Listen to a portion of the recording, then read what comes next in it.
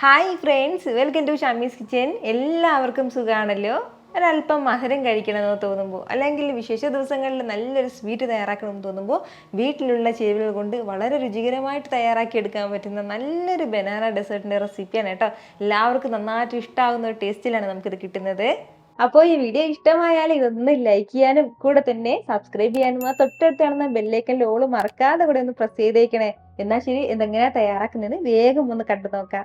നമ്മുടെ easy desert തയ്യാറാക്കി എടുക്കാനായിട്ട് ഞാനിപ്പോൾ ഒരു പാൻ അടുപ്പത്തേക്ക് വെച്ചിട്ടുണ്ട്. അതൊന്ന് ചൂടായി വരുന്ന സമയം ഇതിലേക്ക് നമുക്ക് ഒരു 2 ടേബിൾ സ്പൂൺ അളവിൽ നെയ്യ് ചേർത്ത് കൊടുക്കാം.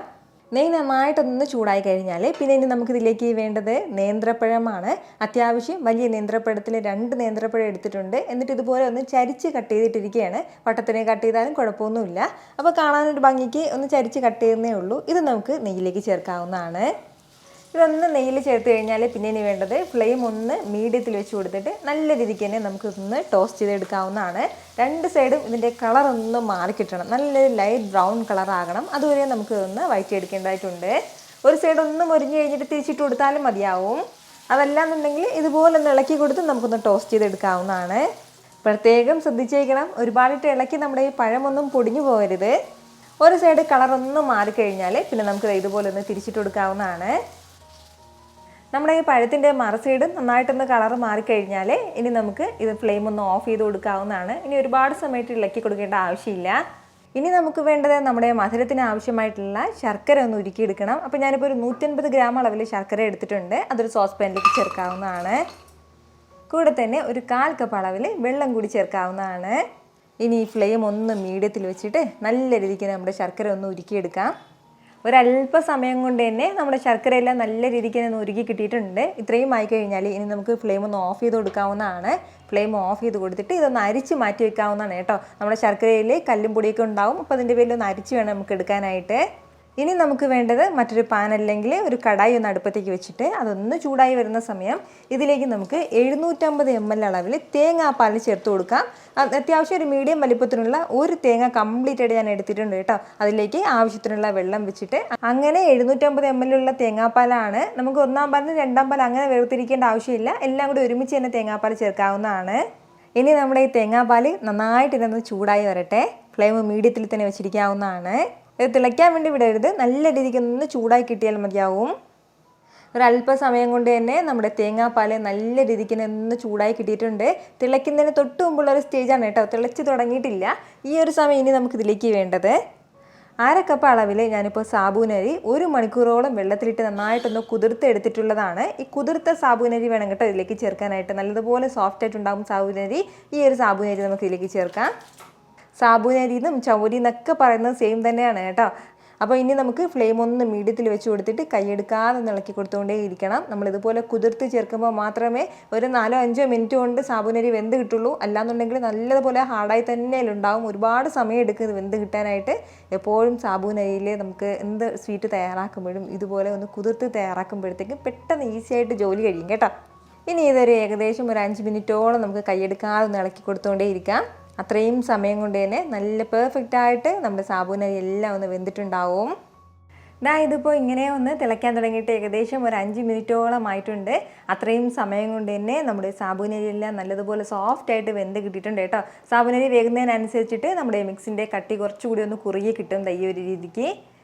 ഇത് ഇത്രയും ആയി കഴിഞ്ഞാൽ ഇനി നമുക്കിതിലേക്ക് വേണ്ടതാണ് നമ്മൾ നേരത്തെ ഉരുക്കി മാറ്റി വെച്ചിരുന്ന ശർക്കര പാനി. ഈ ഒരു സമയം ചേർത്ത് കൊടുക്കാം. ശർക്കര പാനിയും ചേർത്തിട്ട് എല്ലാം കൂടി വീണ്ടും ഒന്ന് യോജിപ്പിച്ച് കൊടുക്കാവുന്നതാണ്. നമ്മുടെ മധുരത്തിനനുസരിച്ചിട്ടുള്ള ശർക്കര പാനി ചേർക്കാവുന്നതാണ് കേട്ടോ. ചിലർക്കെങ്കിലും ഒരു ഡൗട്ട് വരുന്നതായിരിക്കും, നമുക്ക് ഈ തേങ്ങാപ്പാലിന് പകരം പശുവിൻ പാൽ ഉപയോഗിക്കാമോ എന്ന്. പശുവിൻ പാൽ നമുക്ക് തയ്യാറാക്കാവുന്നതാണ്. എങ്കിൽ നമ്മൾ ശർക്കര ചേർക്കരുത്, പകരം പഞ്ചസാര വേണം മധുരത്തിന് വേണ്ടി ചേർക്കാനായിട്ട്. നമ്മളിപ്പോൾ ശർക്കരയും പാലും കൂടി ചേർക്കുന്ന സമയത്ത് ചിലപ്പോൾ പാല് പിരിഞ്ഞു പോകും. അതിൻ്റെ പേരിലാണ് കേട്ടോ പശുവിൻ പാൽ ഉപയോഗിക്കുമ്പോഴത്തേക്കും പഞ്ചസാര വേണം ചേർക്കാനായിട്ട്. നമ്മുടെ ശർക്കര പാനിയും ചേർത്ത് കൊടുത്തിട്ട് നല്ല രീതിക്ക് തന്നെ ഇതുപോലെ ഒന്ന് മിക്സ് ചെയ്തെടുത്ത് കഴിഞ്ഞാൽ പിന്നെ ഇനി നമുക്ക് വേണ്ട എന്താണെന്ന് വെച്ചാൽ ഇതിപ്പോൾ ഇതിന് ഇത്രയും തിക്നെസ് മാത്രമേ ഉള്ളൂ. നമുക്കിനി കുറച്ചും കൂടി ഒന്ന് കുറുകി കിട്ടാനായിട്ടുണ്ട്. അതിന് വേണ്ടിയിട്ട് 1-2 ടീസ്പൂൺ അളവിൽ മാത്രം കുറച്ച് അരിപ്പൊടിയും കൂടി ചേർക്കാം. എത്രത്തോളം നമുക്ക് കട്ടി വേണമോ അതിനനുസരിച്ച് നമുക്ക് അരിപ്പൊടി ചേർക്കാവുന്നതാണ്. ഞാനിപ്പോൾ ഇതിലേക്ക് 1 ടീസ്പൂൺ അളവിലാണ് അരിപ്പൊടി ചേർക്കുന്നത്. അരിപ്പൊടിയിലേക്ക് ഒരു അല്പം വെള്ളം കൂടി മിക്സ് ചെയ്തിട്ടാണ് കേട്ടോ ചേർത്ത് കൊടുക്കുന്നത്. അപ്പോൾ ആ കട്ട ഇല്ലാതെ നമുക്ക് കിട്ടും. അരിപ്പൊടിയും ചേർത്തിട്ട് എല്ലാം കൂടി ഒന്ന് ഇളക്കി യോജിപ്പിച്ച് കൊടുത്തിട്ടുണ്ട്. അപ്പോഴത്തേക്കും ഇതുപോലെ ഇത്രയും തിക്നെസ് ആയിട്ടാണ് കേട്ടോ നമുക്കിത് കിട്ടിയിട്ടുള്ളത്. ഇനി ഒരുപാട് കട്ടിയാക്കണം എന്നുള്ള ആവശ്യമില്ല. ഈ ഒരു സമയം പിന്നെ വേണ്ടതാണ് ഇതുപോലെ ഒരു 1/2 ടീസ്പൂൺ അളവിൽ ഏലക്ക പൊടിച്ചതും കൂടി. അപ്പോൾ ഏലക്കയും പഞ്ചസാരയും കൂടി ചേർത്ത് മിക്സ് ചെയ്തിട്ടുള്ള പൊടിച്ചിട്ടുള്ളതാണ് കേട്ടോ. അതല്ല ഏലക്കാപ്പൊടി മാത്രമാണെന്നുണ്ടെങ്കിൽ 1/4 ടീസ്പൂൺ അളവിൽ ചേർത്ത് കൊടുത്താൽ മതിയാവും. കൂടെ ഒരു പിഞ്ചളവിൽ മാത്രം ഉപ്പും കൂടി ചേർത്ത് കൊടുക്കാം. ഇത് രണ്ടും ചേർത്തിട്ട് എല്ലാം കൂടി വീണ്ടും ഒന്ന് യോജിപ്പിച്ച് കൊടുക്കാം. നന്നായിട്ടൊന്ന് മിക്സ് ചെയ്ത് കൊടുക്കാവുന്നതാണ്. ഈ ഒരു സമയമൊക്കെ നമ്മളൊന്ന് മധുരം നോക്കിയേക്കണം കേട്ടോ. മധുരം കൂടുതൽ വേണം എന്നുള്ളവർക്ക് ഈ ഒരു സമയം ശർക്കര പാനിയൊക്കെ ചേർക്കാവുന്നതാണ്. ഇനി ഇത് നന്നായിട്ട് ഇതുപോലെ ഒന്ന് തിളച്ചു തുടങ്ങുമ്പോഴത്തേക്കും നമ്മൾ ടോസ്റ്റ് ചെയ്ത് വെച്ചിരിക്കുന്ന പഴം ഇതിലേക്ക് ചേർക്കാവുന്നതാണ് കേട്ടോ. അപ്പോൾ പഴത്തിൻ്റെ അളവ് കൂടുതൽ വേണമെന്നുള്ളവർക്ക് കൂടുതൽ എടുക്കാവുന്നതാണ്. പഴവും ചേർത്തിട്ട് എല്ലാം കൂടി ഒന്ന് യോജിപ്പിച്ചെടുക്കണം. നന്നായിട്ട് എല്ലാം കൂടി ഒന്ന് മിക്സ് ചെയ്തെടുക്കണം. ഇനി നമുക്ക് നല്ല സൂപ്പറായിട്ട് ഒന്ന് സെർവ് ചെയ്യാവുന്നതാണ് കേട്ടോ. ഞാൻ ഫ്ലെയിം ഓഫ് ചെയ്യാണ്. പഴം ചേർത്ത് കൊടുത്ത ഉടൻ തന്നെ ഫ്ലെയിം നമുക്ക് ഓഫ് ചെയ്യാവുന്നതാണ്. പഴമില്ല ഇതിൻ്റെ കൂടെ കിടന്ന് വെന്തുടഞ്ഞു പോകും. നമുക്ക് അതിൻ്റെ ആവശ്യമില്ല. ഇതുപോലെ പഴം ചേർത്ത് കൊടുത്ത ഉടനെ തന്നെ ഫ്ലെയിം ഓഫ് ചെയ്യുക. ഇനി നമുക്ക് നല്ല സൂപ്പറായിട്ട് ഒന്ന് സെർവ് ചെയ്യാവുന്നതാണ് കേട്ടോ. ചൂടോട് കഴിക്കുന്നതിന് സ്പെഷ്യൽ ടേസ്റ്റ് തന്നെയാണ്. ട്രൈ ചെയ്ത് നോക്കുന്നവരൊക്കെ മറക്കാതെ നിങ്ങളുടെ ഫീഡ്ബാക്ക് ഒന്ന് അറിയിച്ചേക്കണം. കാരണം നിങ്ങളുടെ ഫീഡ്ബാക്ക് കാണുമ്പോഴായിരിക്കും അത് മറ്റുള്ളവർക്കും തയ്യാറാക്കി നോക്കണം എന്നുള്ളൊരു പ്രചോദനം ഉണ്ടാകുന്നത്. ഇത്ര എളുപ്പത്തിലും രുചികരമായിട്ടാണല്ലേ നമ്മൾ തയ്യാറാക്കി എടുത്തിട്ടുള്ളത്. അപ്പോൾ ഇത് ഇഷ്ടമായാൽ ഇതൊന്ന് ലൈക്ക് ചെയ്യാനും കൂടെ തന്നെ നിങ്ങളുടെ ഫ്രണ്ട്സിനും ഫാമിലിക്കും എല്ലാവർക്കും ഇതൊന്ന് ഷെയർ കൂടി ചെയ്ത് കൊടുത്തേക്കണം. ഇതുപോലുള്ള റെസിപ്പിക്ക് വേണ്ടിയിട്ട് നമ്മുടെ ഷാമീസ് കിച്ചൻ ചാനൽ ഫോളോ ചെയ്യാനും സബ്സ്ക്രൈബ് ചെയ്യാനൊന്നും ആരും മറക്കരുത്. വീണ്ടും നല്ലൊരു ഷാർ വീഡിയോ ആയിട്ട് നാളെ കാണാം. അതുവരേക്കും എല്ലാവരും ഹാപ്പി ആയിട്ടിരിക്കുക, സന്തോഷമായിട്ടിരിക്കുക, എല്ലാവരും സേഫ് ആയിട്ടിരിക്കണം. Take care friends. ടാറ്റാ.